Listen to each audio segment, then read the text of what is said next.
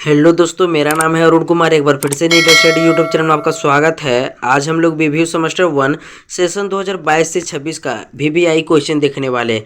यदि आप BBMKU से हैं या अदर यूनिवर्सिटी से हैं तो भी आपके लिए क्वेश्चन बहुत हेल्पफुल होने वाला है। यह क्वेश्चन इतिहास MJ1, इतिहास IRC1 और अंडरस्टैंडिंग इंडिया हिंदी CC2 के लिए है। यदि आप BA, BSc और BCom से है तो भी आपके लिए क्वेश्चन बहुत यूजफुल होने वाला है, क्योंकि इस बार लगभग सभी को सेम पढ़ना है। तो चलते हम लोग समय को बर्बाद किए बिना आज का वीडियो स्टार्ट करते हैं। आज का प्रश्न है, उत्तर वैदिक आर्यों की राजनीतिक, सामाजिक, आर्थिक एवं धार्मिक दशा का वर्णन करें। मैं एक बार फिर से पढ़ देता हूं। आज का प्रश्न है, उत्तर वैदिक आर्यों की राजनीतिक, सामाजिक, आर्थिक एवं धार्मिक दशा का वर्णन करें। तो आप इस प्रश्न को जल्दी से नोट कर लीजिए, क्योंकि इस तरह के प्रश्नों के उत्तर आपको और कहीं नहीं मिलने वाला है। तो चलते हम लोग समय को बर्बाद किए बिना इसका उत्तर देखते हैं। तो सबसे पहले हम लोग यहाँ लिखेंगे, उत्तर वैदिक आर्यों की राजनीतिक, सामाजिक, आर्थिक एवं धार्मिक दशा को निम्न प्रकार से समझ सकते हैं। तो आप इस प्रकार से लिख लीजिएगा। उसके बाद हम लोग पहला पॉइंट लिखेंगे राजनीतिक जीवन, क्योंकि हम लोगों को उत्तर वैदिक काल में राजनीतिक जीवन, सामाजिक जीवन, आर्थिक जीवन और धार्मिक जीवन को अलग अलग प्रकार से बताना है। ठीक है, तो पहला हम लोग यहाँ लिखेंगे राजनीतिक जीवन। राजनीतिक जीवन लिखने के बाद हम लोग इसमें लिखेंगे, उत्तर वैदिक काल में आर्यों के प्रभाव क्षेत्र में विस्तार हुआ, प्रादेशिक राज्यों की स्थापना हुई, जिसे निम्न प्रकार से समझ सकते हैं। तो इसे हम लोग लिख लेंगे। उसके बाद हम लोग यहाँ पहला पॉइंट देंगे प्रभाव क्षेत्र का विस्तार, क्योंकि जो राजनीतिक क्षेत्र है, उत्तर वैदिक काल में राजनीतिक क्षेत्र में, प्रभाव क्षेत्र में विस्तार हुआ था। यह हमारा पहला पॉइंट हो गया। इस काल में आर्य सिर्फ पंजाब तथा गंगा यमुना दोआब में ही सीमित नहीं रहे। उत्तर वैदिक काल के साहित्य के अध्ययन से स्पष्ट होता है कि सप्त सिंधु प्रदेश से पूर्व की ओर बढ़ते हुए आर्यों ने लगभग संपूर्ण गंगा घाटी पर अपना प्रभुत्व जमा लिया। तो उत्तर वैदिक काल में राजनीतिक क्षेत्र में क्या हुआ था? प्रभाव क्षेत्र का विस्तार हुआ था। इसमें जो आर्य थे वे केवल पंजाब, गंगा, यमुना तक ही सीमित नहीं रहे, बल्कि उन्होंने संपूर्ण गंगा घाटी को अपने कब्जा में कर लिया। ठीक है, तो यह राजनीतिक जीवन का हमारा पहला पॉइंट था, प्रभाव क्षेत्र का विस्तार। अगले पॉइंट की ओर हम लोग चलते हैं। अगला पॉइंट हमारा है प्रादेशिक राज्यों की स्थापना। तो उत्तर वैदिक काल में प्रादेशिक राज्यों की स्थापना हुई थी। ठीक है, मतलब राजनीतिक जीवन में प्रादेशिक राज्यों की स्थापना हुई थी। ऋग वैदिक काल में जनों या कबीलों का महत्व था। इसकी जगह उत्तर वैदिक काल में जनपदों ने ले ली तथा प्रादेशिक राज्यों की स्थापना हुई। तो उत्तर वैदिक काल में राजनीतिक जीवन में क्या हुआ था? प्रादेशिक राज्यों की स्थापना हुई थी। जो ऋग्वेद था उसमें जनों या कबीलों का महत्व होता था, लेकिन उत्तर वैदिक काल में क्या हुआ? उसका जो स्थान था वह जनपदों ने ले लिया और इस प्रकार से प्रादेशिक राज्यों की स्थापना हुई। ठीक है, तो यह हमारा था राजनीतिक जीवन का दूसरा पॉइंट। तीसरे पॉइंट की ओर हम लोग देखते हैं। तीसरा पॉइंट हमारा है राजा के अधिकारों में वृद्धि। तो जो उत्तर वैदिक काल में है, राजनीतिक जीवन में राजा के अधिकारों में वृद्धि हुई थी।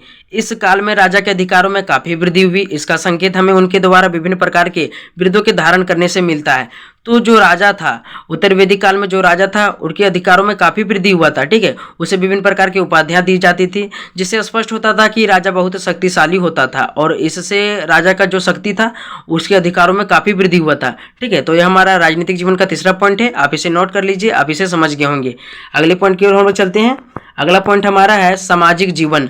उत्तर वैदिक काल का अगला पॉइंट हमारा क्या है? सामाजिक जीवन, मतलब सामाजिक जीवन के बारे में हमें बताना है। तो सामाजिक जीवन का हमारा पहला पॉइंट है समाज का विभाजन। तो उत्तर वैदिक काल में सामाजिक जीवन में क्या होता था? समाज का विभाजन होता था। तो इसे हम लोग देखते हैं।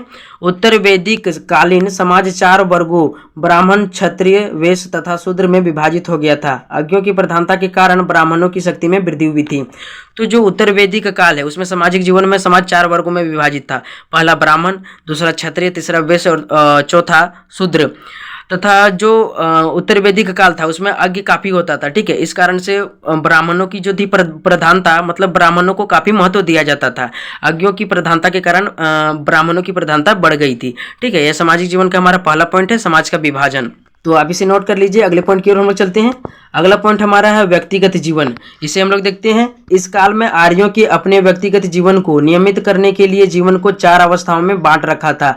उन अवस्थाओं में ब्रह्मचर्य, गृहस्थ, वानप्रस्थ और संन्यास थी। तो जो उत्तर वैदिक काल था उसमें समाज में क्या होता था? प्रत्येक व्यक्ति की 4 अवस्थाओं में जीवन को बांट रखा था। ठीक है, तो पहले क्या होता था? लोगों को अपने ब्रह्मचर्य का पालन करना पड़ता था। उसके बाद शादी विवाह होता था। ठीक है, मतलब गृहस्थ का पालन करना पड़ता था। उसके बाद वे गृहस्थ का त्याग करते थे, मतलब वनों की ओर परास्त कर देते थे, मतलब वनों की ओर चले जाते थे और अंत में संन्यास का धारण करते थे। तो यह था उनकी व्यक्तिगत जीवन। ठीक है, समाजी जीवन की दूसरी विशेषता क्या थी? व्यक्तिगत जीवन। तो आप इसे नोट कर लीजिए। तीसरे पॉइंट की ओर हम लोग चलते हैं। उत्तर वैदिक कालीन सामाजिक स्थिति का अगला पॉइंट हमारा है स्त्रियों की अवस्था। तो हम लोग इसे पढ़ लेते हैं, उसके बाद समझते हैं। उत्तर वैदिक काल में स्त्रियों की अवस्था में काफी गिरावट आई थी। बहु विवाह तथा बाल विवाह जैसी प्रथाओं का प्रचलन था। बहु विवाह के प्रचलन से स्त्रियों का जीवन कष्टमय हो गया था।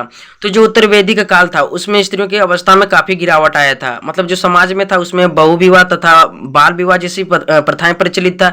इसके कारण जो स्त्रियों का जीवन था वह कष्टमय हो गया था।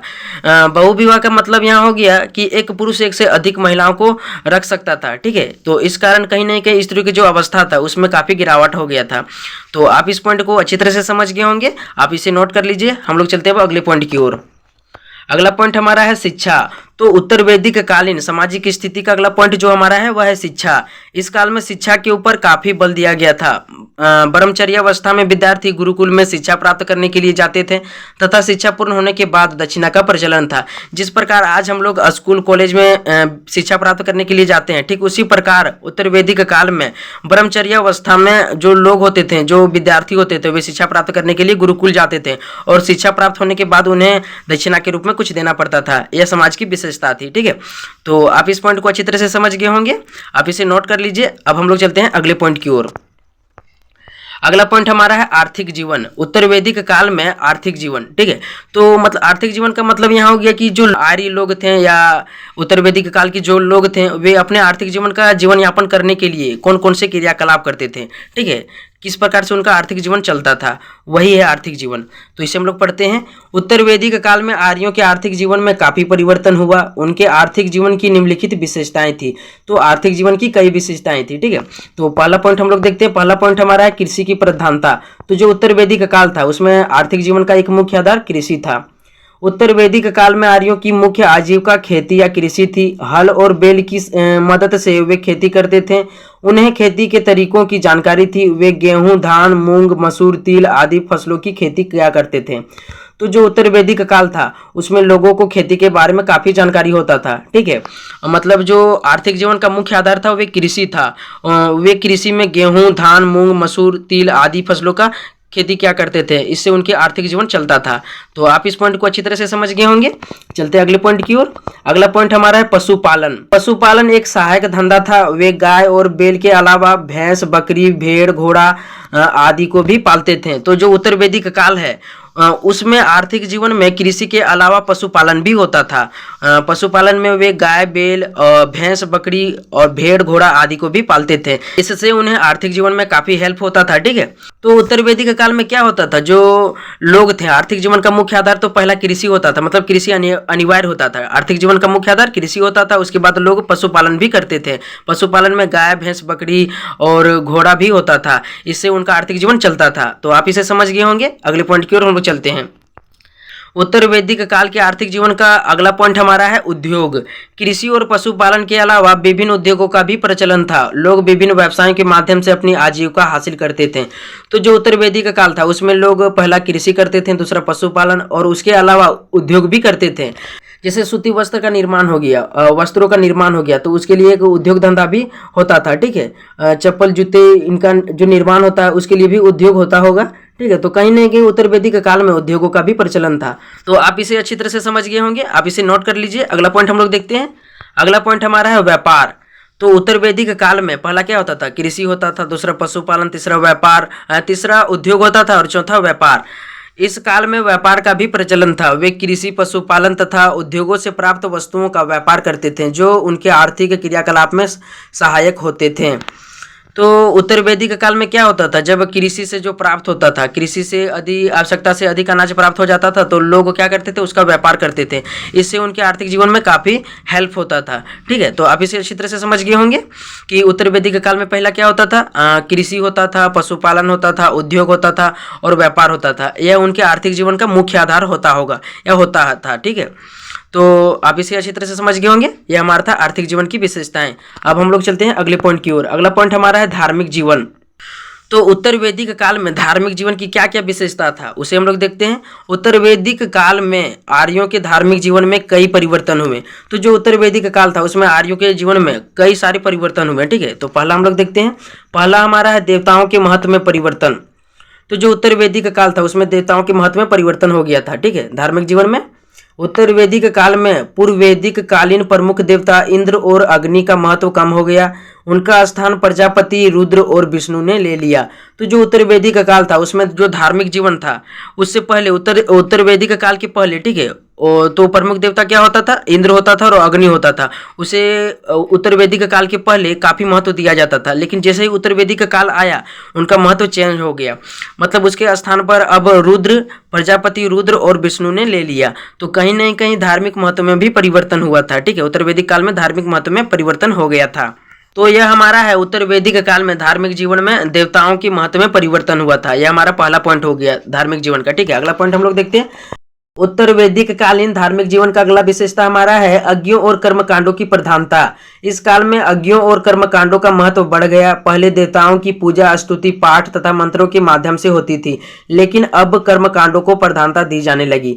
तो जो उत्तर वैदिक काल था उसके पहले क्या होता था, देवताओं की जो पूजा होता था उसके लिए पाठ स्तुति करना पड़ता था, मंत्रों को उच्चारण करना पड़ता था, इसके द्वारा देवताओं का पूजा होता था।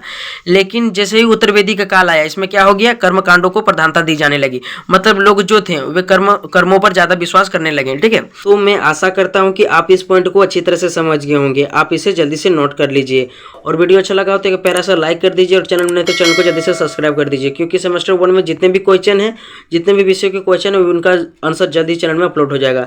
तो मिलते हैं नेक्स्ट वीडियो में, तब तक के लिए धन्यवाद।